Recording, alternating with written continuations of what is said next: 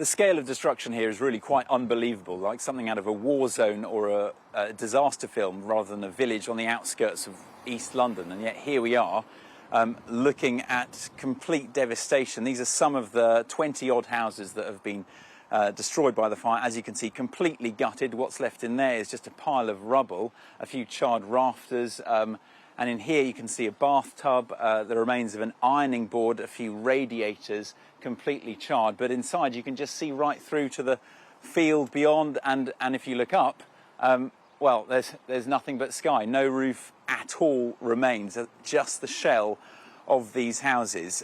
The fire was so hot in some places that it caused what's called spalling, where the concrete or brickwork actually cracks because of the heat of the fire. It was also so strong that it jumped from here over the road and set fire to this side of the road, and then the flames spread across the road, across the field, to that building over there.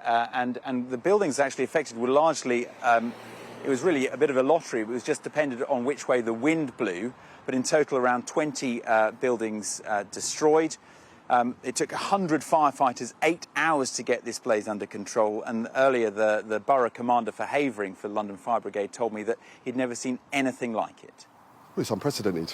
You know, we've had grass fires for years, you know, we've always dealt with them, but this was unprecedented. This involved buildings, and you know, it's something that we just, you know, we wouldn't expect. You see it in France, you see it in Spain, you know, places like that, and you just you know, you think, oh, you know, we don't get how those things don't happen to us, but all of a sudden now you're looking across the this scene, you're thinking, wow, you know, our summers are getting hotter. Could it happen again?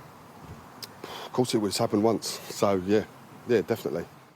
Fire officials have told us that some of the people whose homes have been destroyed in this village are actually still on holiday and so haven't yet seen what remains of their homes, while others, of course, don't forget, will have fled here on Tuesday as the flames approached with nothing but the clothes on their back, and so really do have nothing left. All they have is the rubble where their home once stood.